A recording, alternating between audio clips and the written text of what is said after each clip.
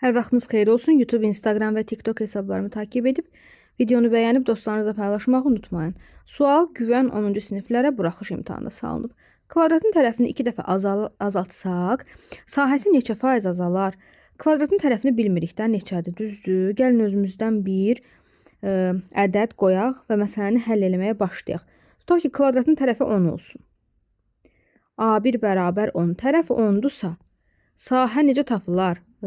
Onu 10-a vuracaq, düzdür? Olacaq 100. Daha sonra tərəfi 2 dəfə azaldaq. 2 dəfə azalmaq, yəni onu 2-yə bölmək deməkdir. Onda ikinci kvadratın sahəsi olacaq 5 vur 5, 25. 100% götürsək, onda 25 də olacaq, elə 25%. Neçə faiz azalar bizdən soruşur? Yəni 100-dən 25-i çıxırıq. Düzgün cavab 75% azalar.